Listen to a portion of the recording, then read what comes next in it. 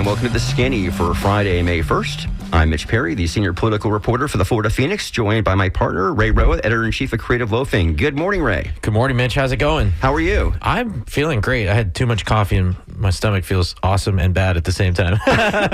All right. Well, hey. What about you? I'm feeling good. It's, an interesting week. Obviously, interesting is an understatement, I think. Right. So we're going to get all into it, folks. Again, thank you so much for joining us this morning. Obviously, congressional redistricting here in Florida is number one. We're going to be focusing on for a lot of the hour, but not exclusively, because we want to talk other things about politics. Because in studio with us right now for the entire hour is a special guest, longtime Tampa Bay Times reporter and editor Michael Van Sickler, now back to his roots covering local, state, and national politics. Good morning, Michael. Good morning. Thanks for having me. Yeah, great to have you here with us. We are hoping to speak to a state representative.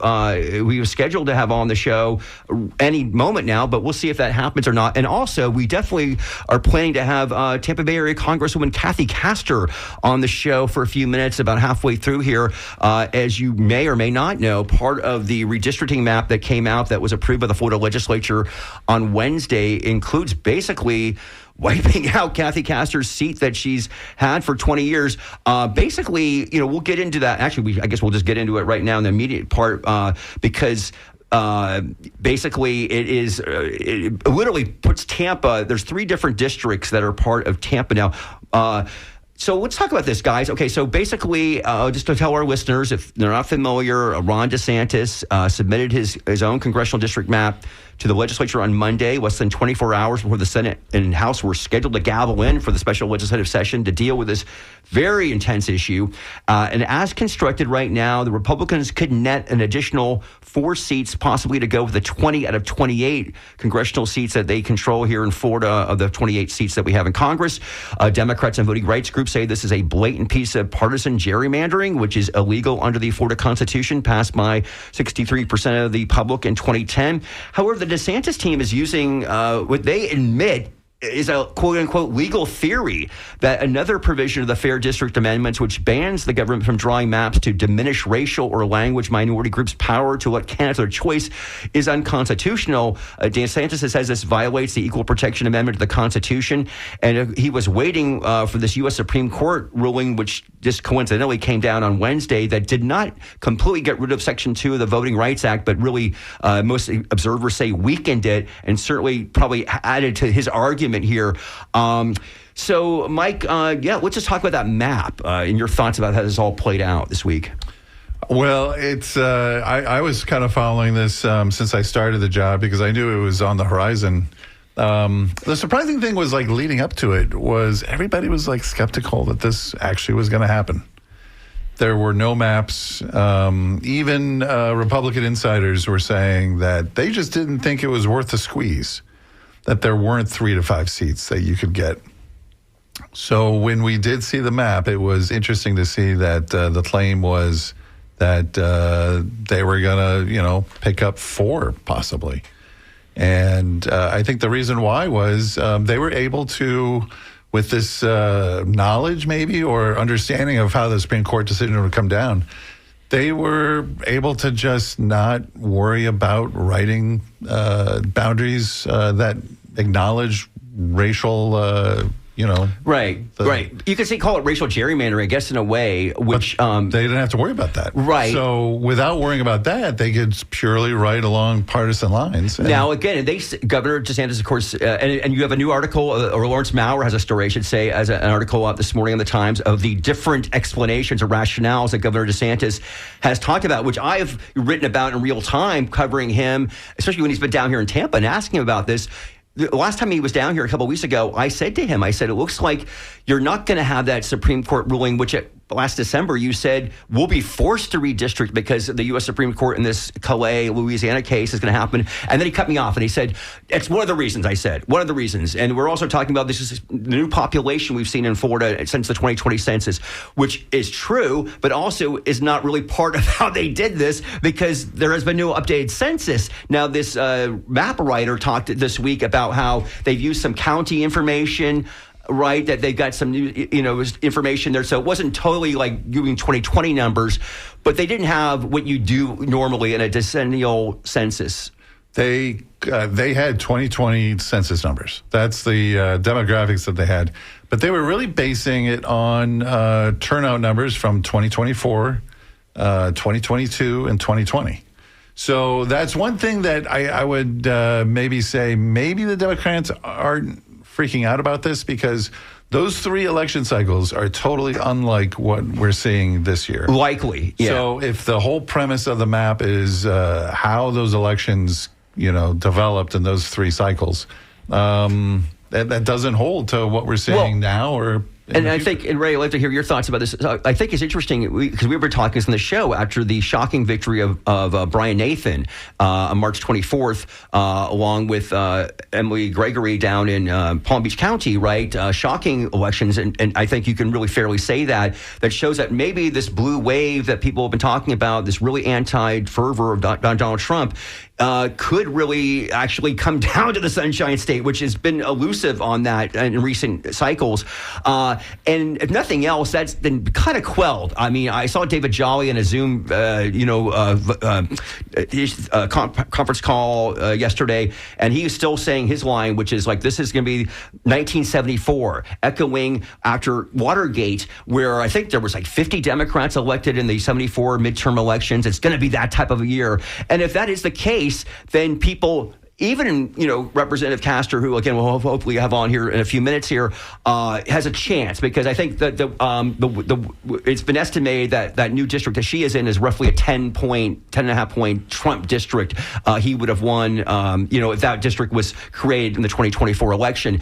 But it has quelled that excitement that Dems have had here because it's just because Darren Soto, look at his district. I mean, it wiped out this whole Puerto Rican, conglomerate in Central Florida here. I mean, and I do think it was kind of humorous that Ron DeSantis said yesterday he's mocked these congressional districts 20, which is in South Florida, which is interesting, by the way. Okay, so for our listeners, DeSantis had a good thought that he could get away with this because he did challenge the Fair District Amendment. Right. And he got rid of the black district, if you will, in North Florida, the Al Lawson district. And interesting, though, and he put this his lawyer put this in the document this week, that he said we worked with the legislature. Well, I thought that was your map, Ron DeSantis, completely in 2020. You vetoed the legislature's map.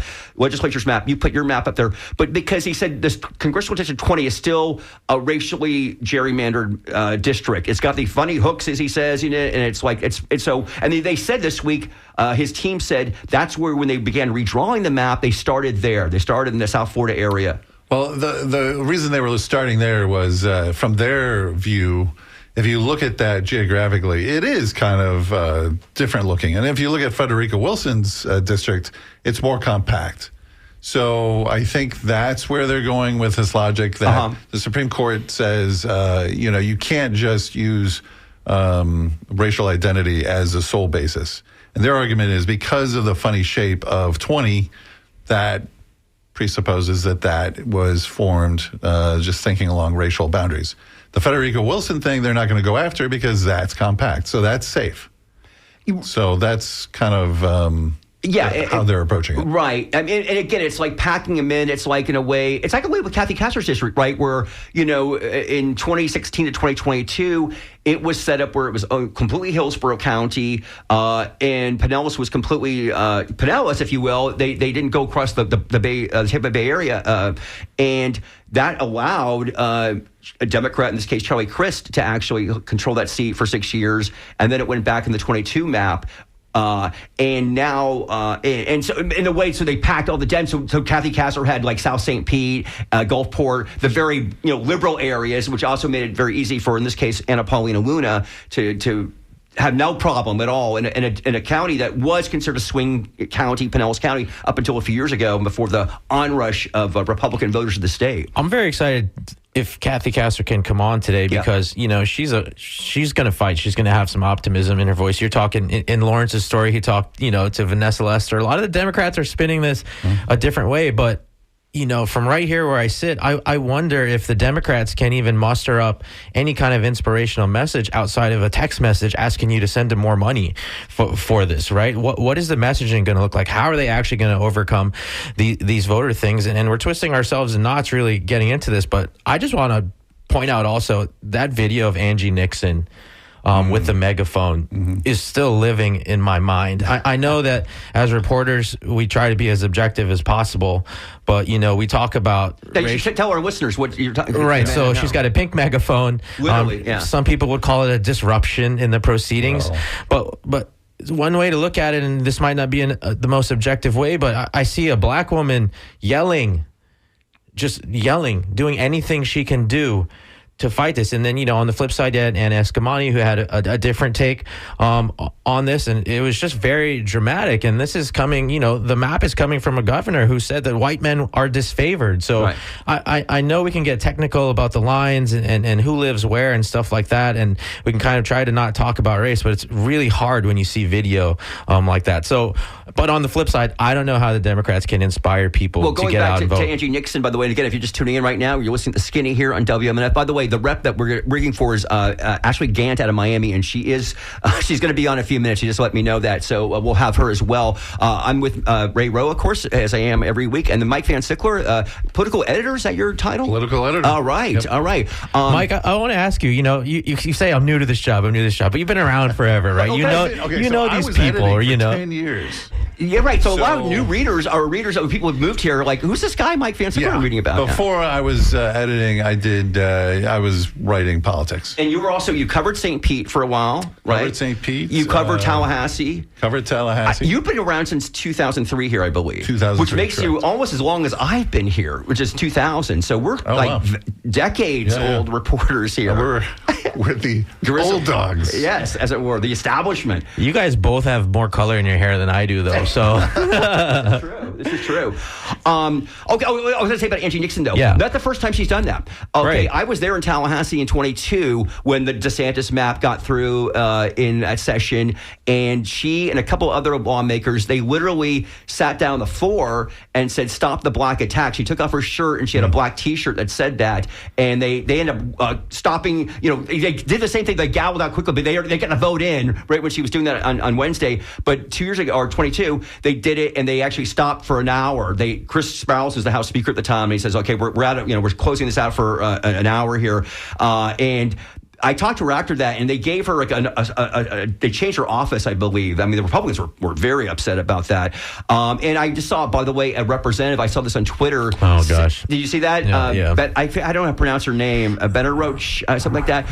Says that she had to go to the hospital. Correct. Yeah, interesting. And I saw some response to that she had organized many a rally where many a bullhorn were present. It does remind me, because I was in the Capitol when Trayvon Martin was killed, and there was a lot of mobilization, a lot of rallies, and I was there for Parkland. In 2018. Again, a lot of... well, that was amazing in 2018, right? Parkland was different because you saw people from both sides of the aisle. Both sides, but there was this mobilization of protest, and it manifested itself in the Capitol so powerfully that Governor Rick Scott responded. And it's just a reminder that I think a good way of looking at the Democrats and Republicans is the Democrats are so good at mobilizing in moments, and Republicans are so good at organizing. And the difference you can really tell in this is, like, Republicans are just set up. So no matter what the field looks like, they're organized to change the rules if need be. And that's, I think, what's happened here with the congressional maps. And the Republicans have never been content to rest on their laurels. You know what I mean? Although they've had this majority, they always seem like the gas pedal is fully on. If there's a close race in this state, they're going to win it. Well, that's why this might be good juice for Evan Power in the Republican Party of Florida, who's been, basically they're wars with themselves. And this is stuff that maybe hasn't been reported yet, just inside Republican politics, because they haven't had much competition the last few years.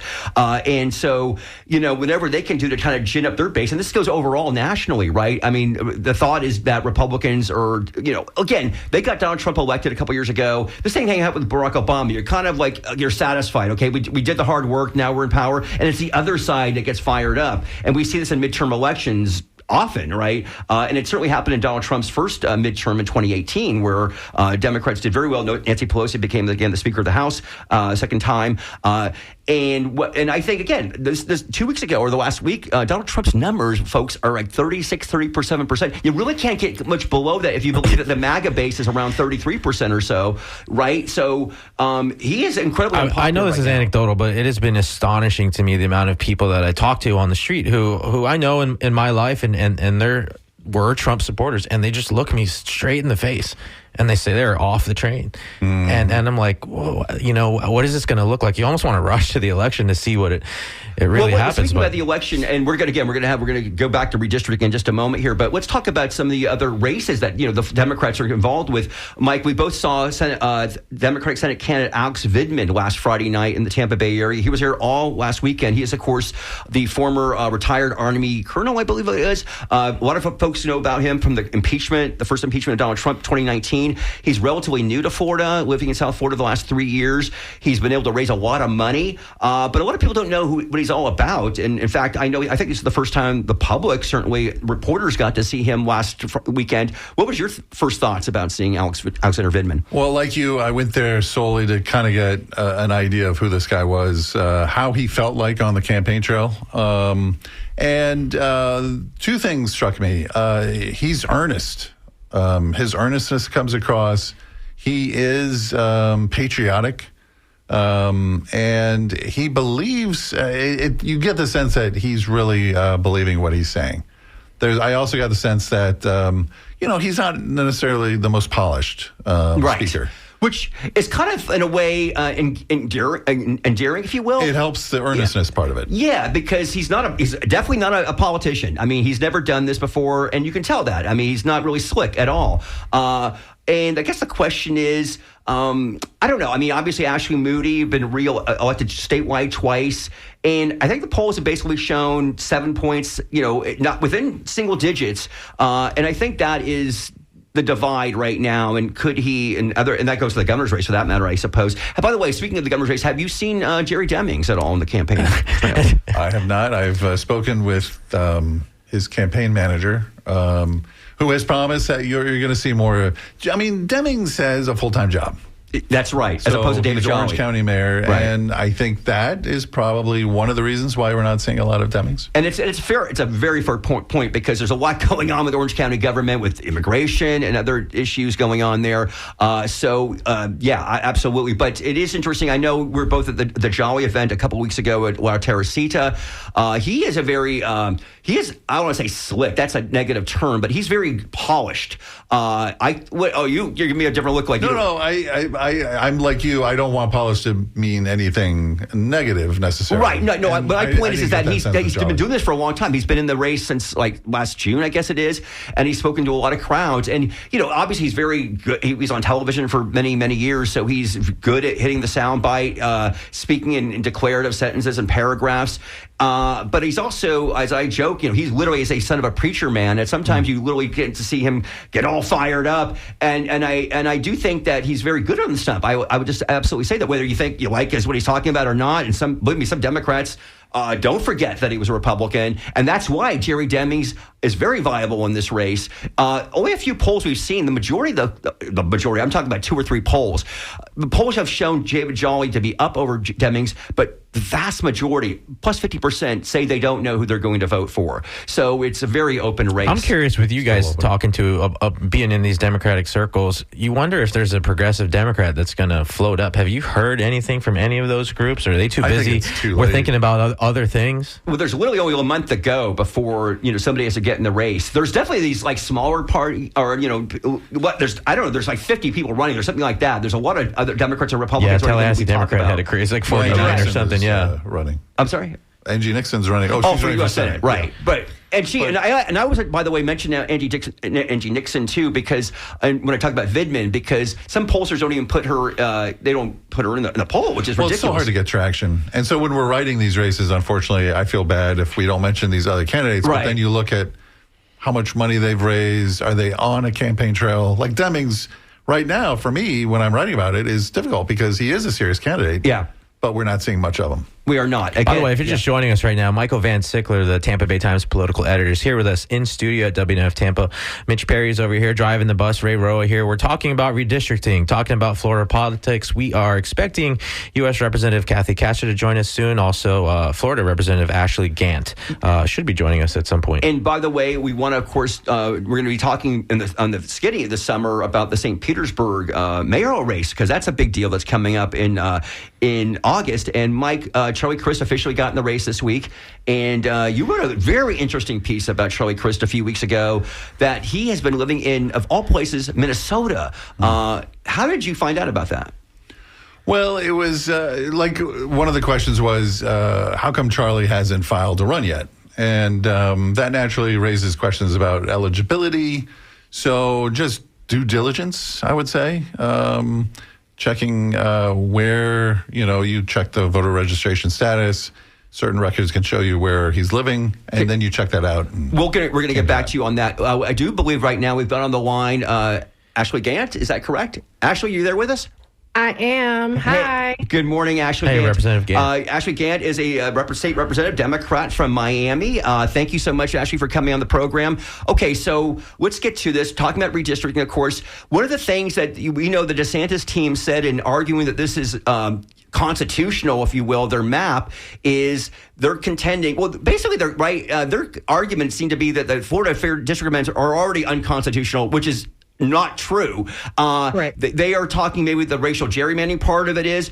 And so this whole issue, what we call severability, seems to have come up. And you talked about that on the House floor. Can you tell our listeners about that and why this is relevant here in this case? Of course. So first, thank you for having me on. I'm going to start with saying that DeSantis is a liar, and so are his representatives that testify in committee in the House and the Senate. They're liars.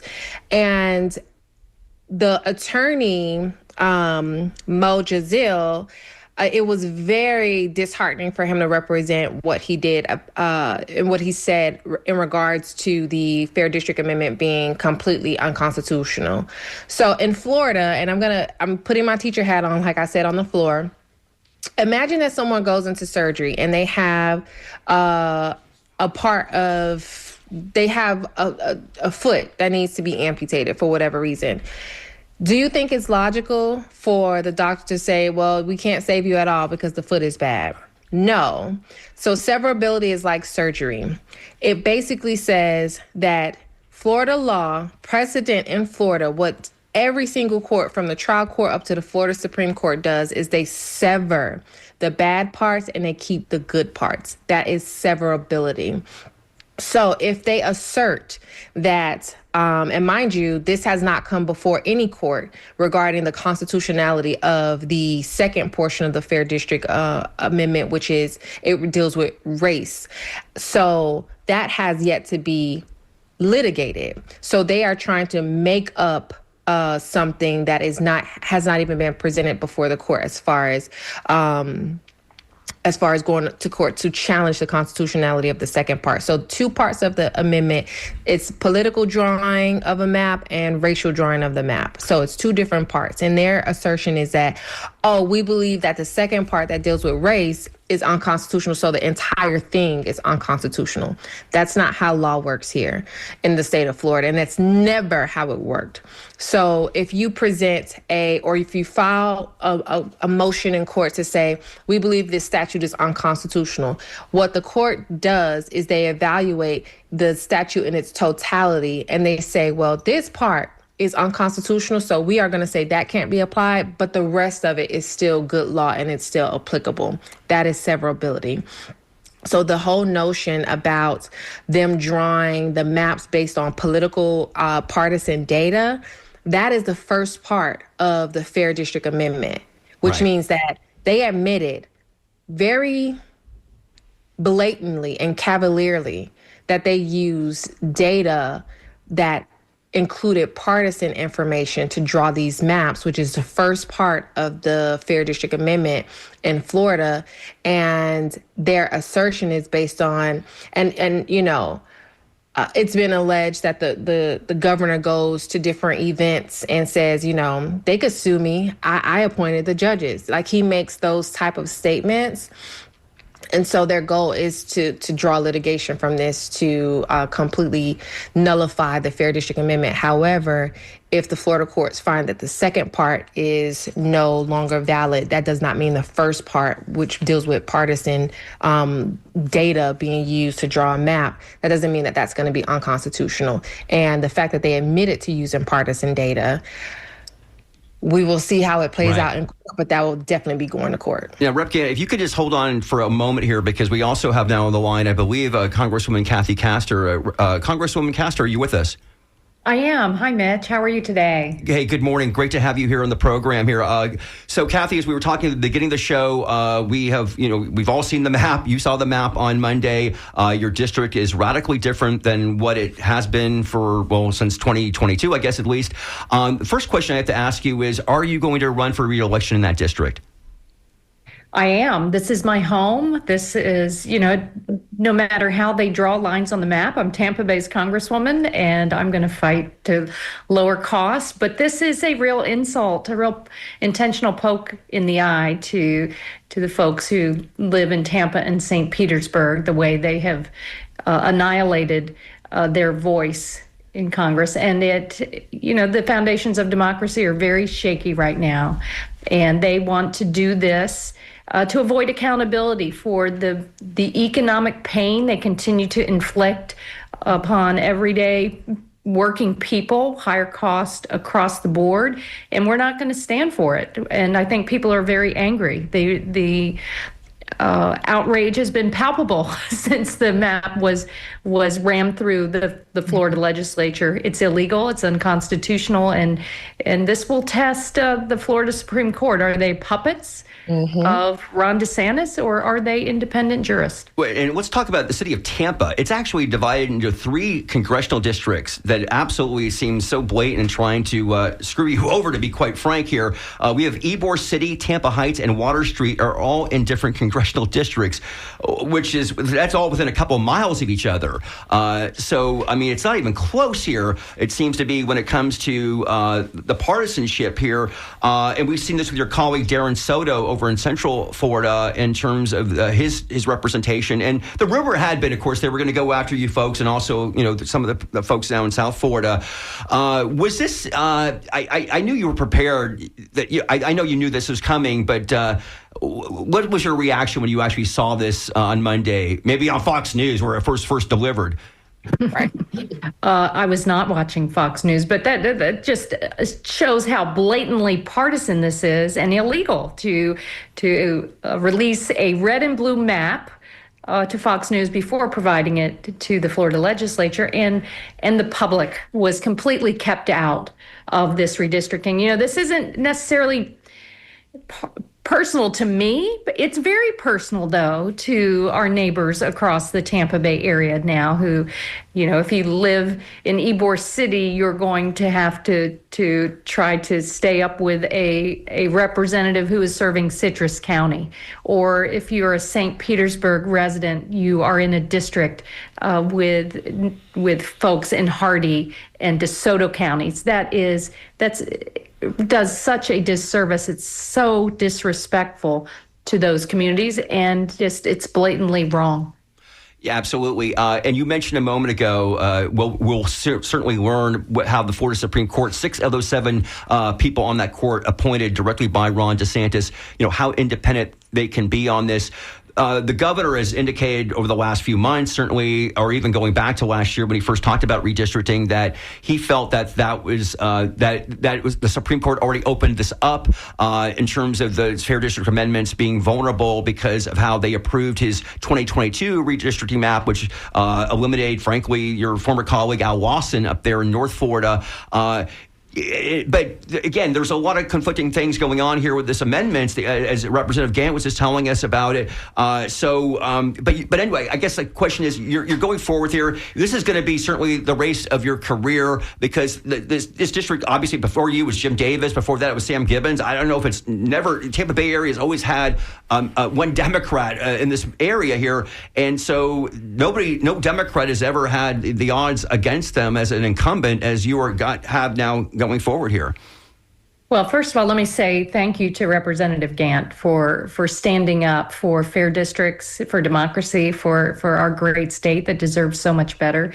Yeah, in the history of representation in the state of Florida, Tampa has always had a unified voice in the Congress, going all the way back to the early days. It's the economic center. But Mitch, no matter how they draw the lines, I'm Tampa-based Congresswoman. I fight for families. It doesn't matter how you're registered to vote.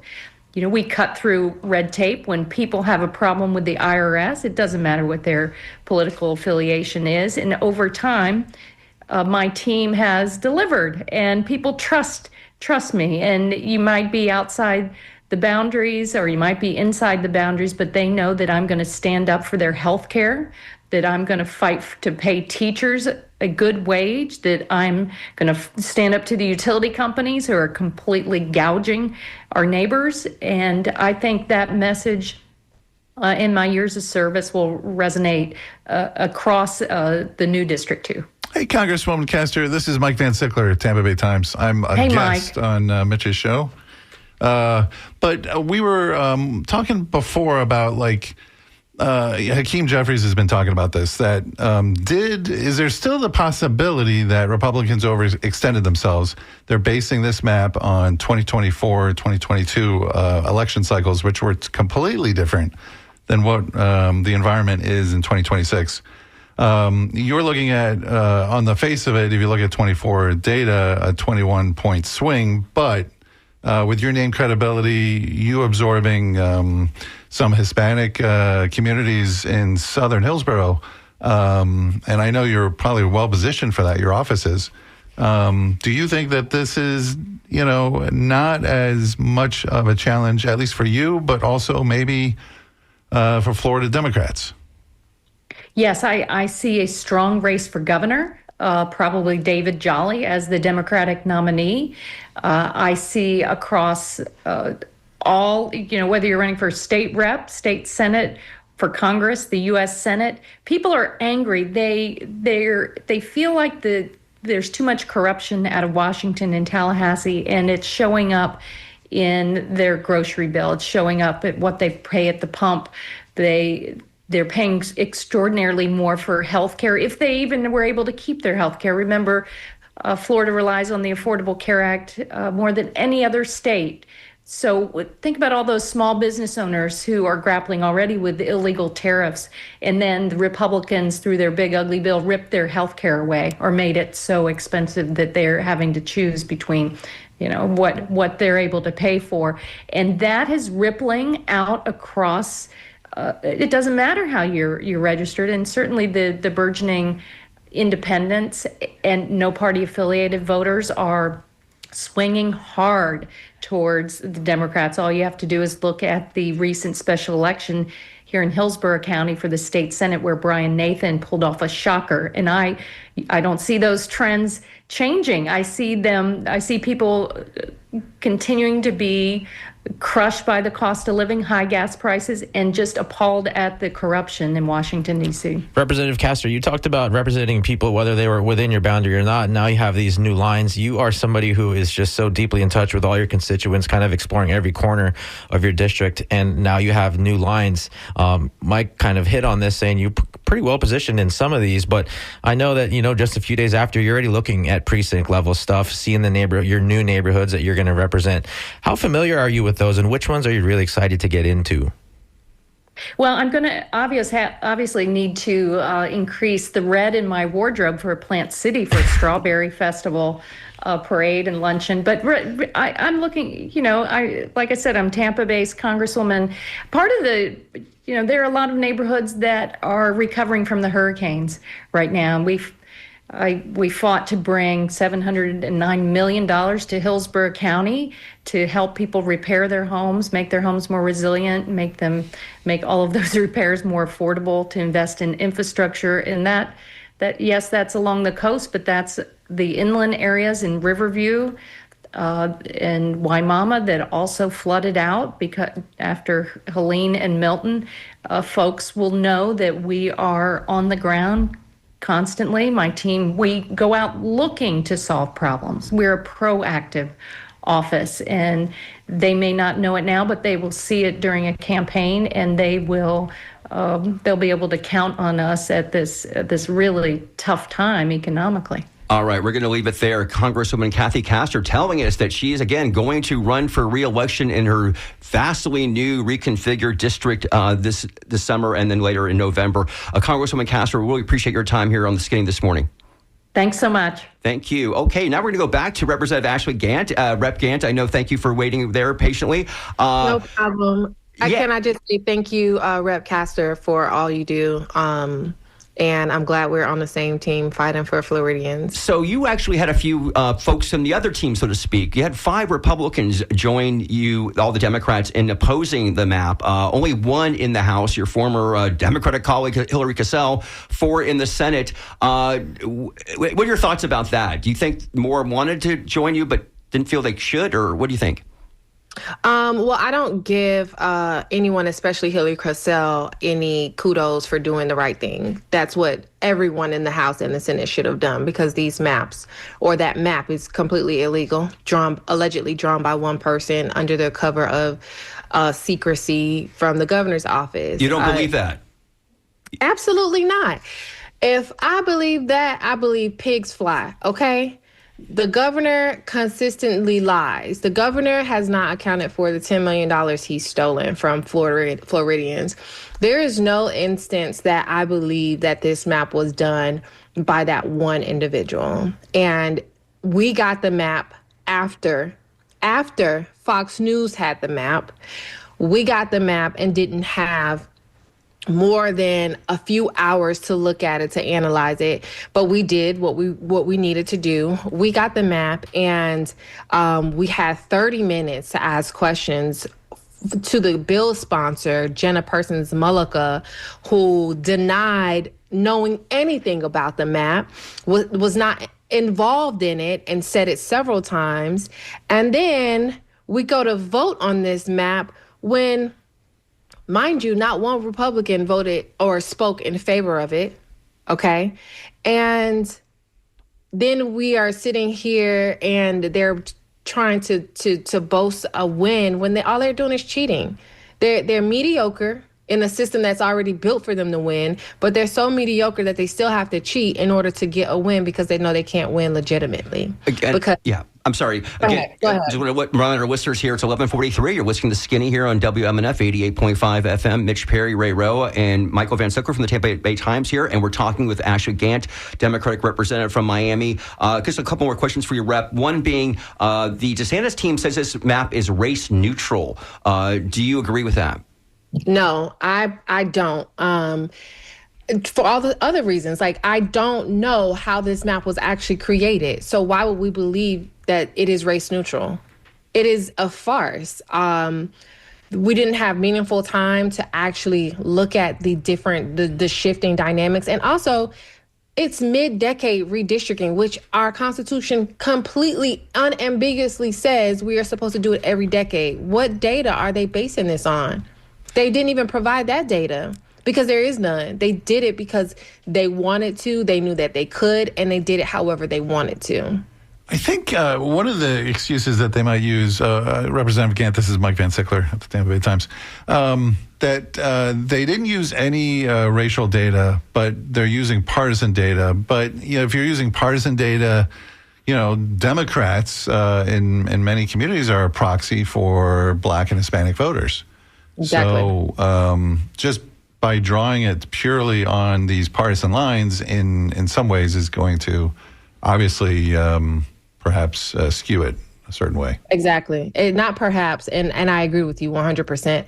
I would just change perhaps to it is. And, what I've learned in my now 4 years as a legislator is that they confidently and boldly say lies. They tell lies. And so how can we believe that it wasn't race-based when we don't know actually how they derived and came up with this map? The bill had no answers. Yeah, I know you're an attorney, Rep. Gant, and so I wonder what your thoughts were. Of course, on the floor, the U.S. Supreme Court came down the Louisiana Calais case, 6-3, says that you basically still, do districts with the racial basis there, but it has to be overwhelming evidence, essentially. Otherwise, they say that creating districts that can favor minorities electing to represent their choice really shouldn't happen in America anymore. What's your thoughts about how the Supreme Court came down on Wednesday? The Supreme Court has long been making the case to be illegitimate because of their partisan positions. And I dissent. Obviously, I agree with the dissent in that case. But what was very interesting is we did, as a caucus, make a motion to pause the vote and the ongoing debate on the bill to analyze the opinion that came down, and the House voted no. Well, the Republicans in the House all voted no. And so my position is, I think there is still an argument for our Fair District Amendments to maintain its status as it is and be legitimately constitutional in its drafting and in its plain language. I say that because if they did not use new census data, and they did not use any race-based factors in redrawing this map, then what is their argument about the second portion of the Fair District Amendment if none of that was an issue in how they redrew this map anyway? So I don't think that their reasoning that they stated makes a case ripe enough to challenge any drawing of a district in Florida based on race, because it's different than what actually happened in the Calais case where they added a district. Right. We didn't do that here, or even in 2022, that's not the case that happened here. Right. And so even in the Black Voters Matter case, the court did not explicitly say that portion of the amendment, like it was a completely different argument that was tangential to the second prong of the Fair District Amendment, which derived the opinion in the Black Voters Matter case. And so I think that Florida has not had an opportunity still, even now with this illegal map, to challenge the constitutionality of the second prong of our Fair District Amendment, because even by their own testimony, race was not used to draw it. But the clock's ticking, and what's the timetable that we have to challenge the map? Well, I don't, as far as I know today, and I haven't checked my state email, I don't believe it's been sent to the governor's desk. By the way, can I say something about that? Because, Governor DeSantis yesterday was asked, when are you going to sign this? And he says, as soon as they send it to me. So I wrote to the House yesterday. I said, when are you sending it to him? They told me, a representative said, when the governor tells us to. I swear, I don't know if that's the way it was supposed to work. That's what the spokesperson, I put that in my story yesterday, because there are thoughts that he wants to delay this, in terms of delaying litigation. But even, obviously, he's have to sign it at some point. And I'm wondering, because, in the 22, the Black Voters Matter case, as you mentioned, Rep. Grant, that ultimately wasn't, ultimately adjudicated until 2025, right? Last year was the court finally weighed in on that. So I think either whenever he does, the litigation begins, but it's likely not going to stop, the November election map. Correct. So yeah. I hope we never send it to him, honestly, Right. That's right. That's my position. And I hope, and I don't know, like, this is me just, we live in a twilight zone, so anything is possible, right? So I hope that, we keep it until the budget is done, so that we have a reason for the governor to keep his mouth shut on what's going on with the budget. So, I don't know what's going to happen, but those are all possibilities. So we'll see.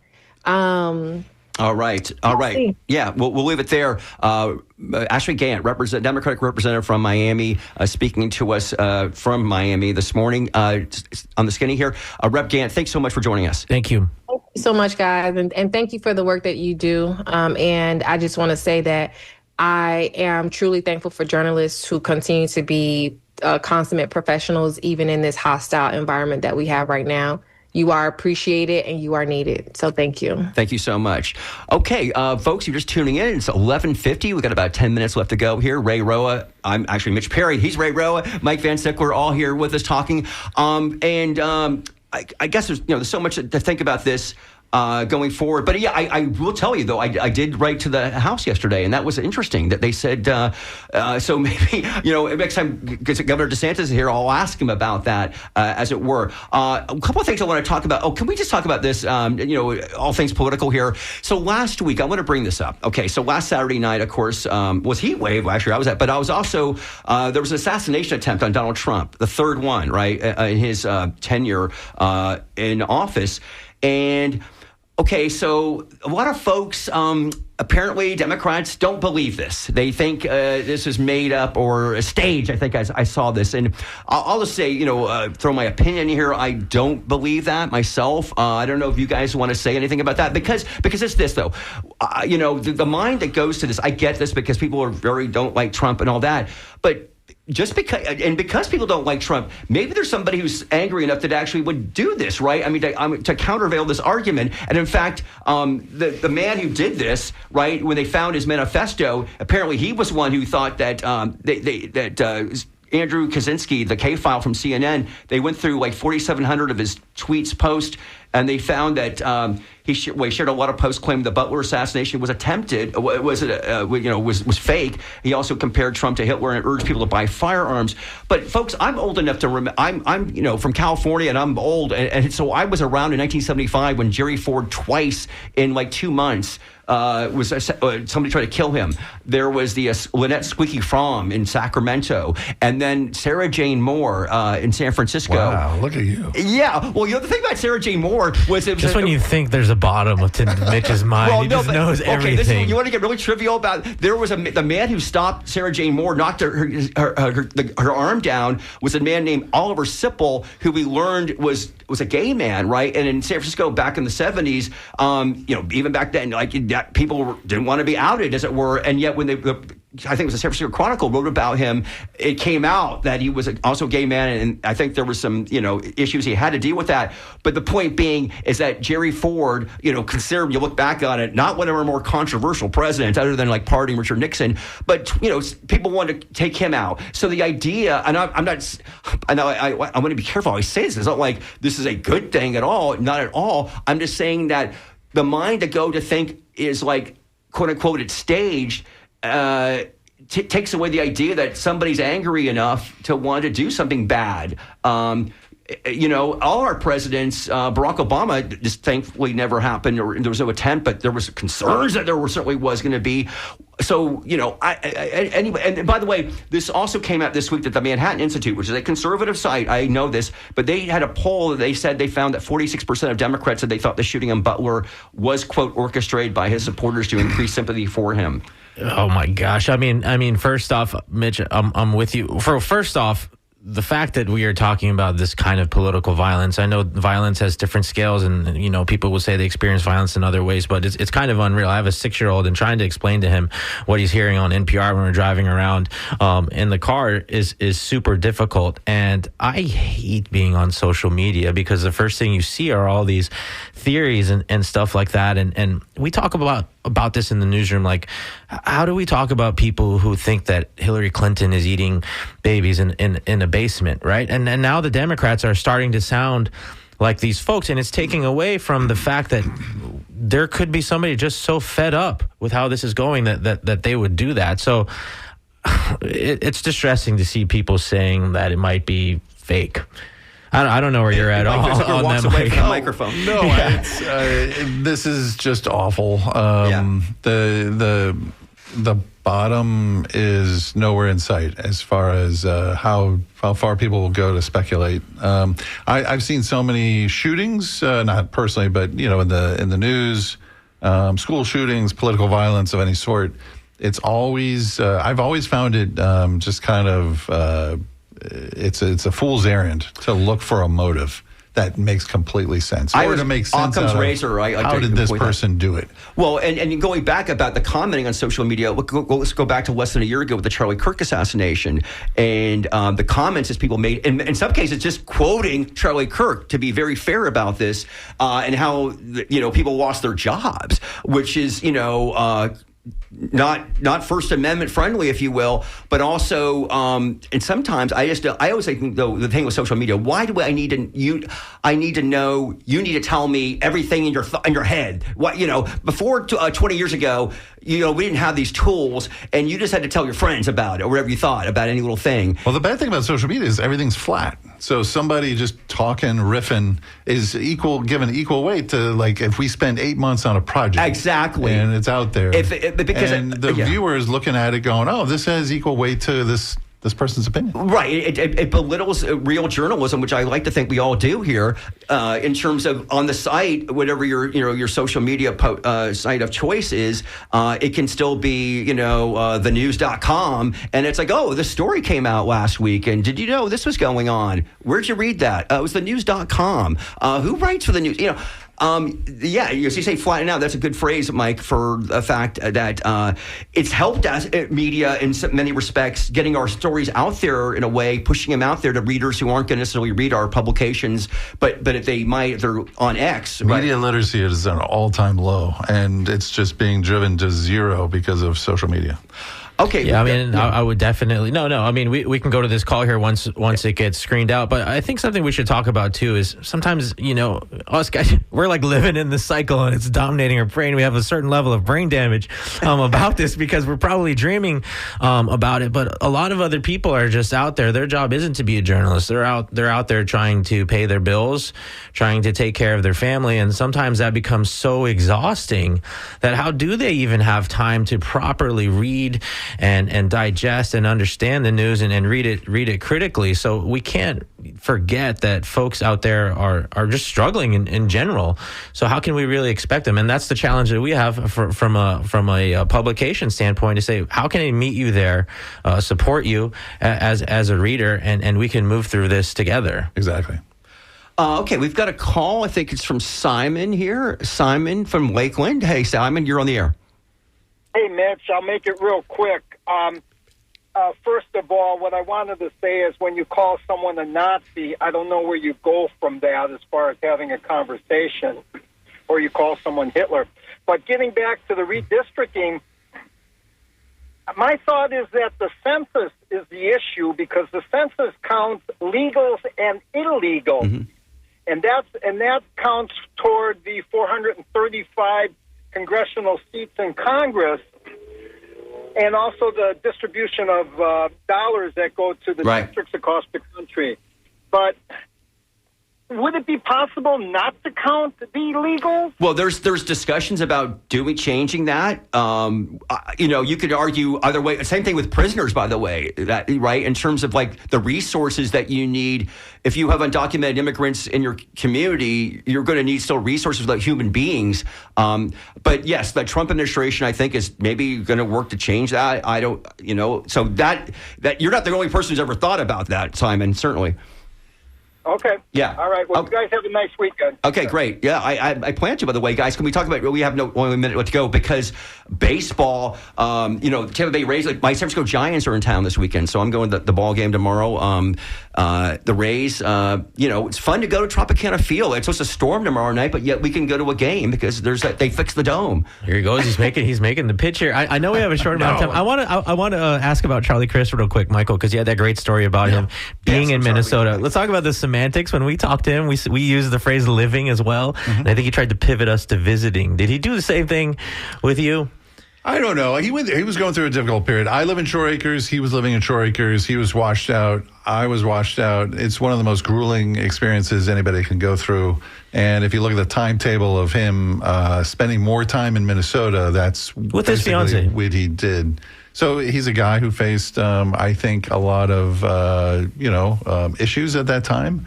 And he is a son of St. Pete, so I don't know if there's an argument to be made that he doesn't know St. Pete. So as I was reporting out the story, I was like, I'm not going to write a story here where I'm questioning the legitimacy of this guy's residency because it doesn't check out. He was doing the technical things to make it work, and then he was just a guy who encountered, just stuff that we all encounter in life. Michael Van Sickler, political editor at the Tampa Bay Times, joining us here in studio at WMNF Tampa for The Skinny. Mitch Perry, driving the bus today. Thank you so much, Mitch. My name is Ray Roa. Skip Sassy is on the boards for us today. Anthony Medor, thank you so much for handling the phones here at WMNF Tampa. Thank you for listening to your community-driven, 40 years old radio station. Longer than that. 47. No, I'm sorry, it's 47. I was thinking about the heat wave hangover and how everybody just looks so relaxed in here, including Joellen Schilke, who's in Studio One ready with Art in Your Ear, which will be ready for you after 5 minutes of NPR News. Have a great weekend, everyone.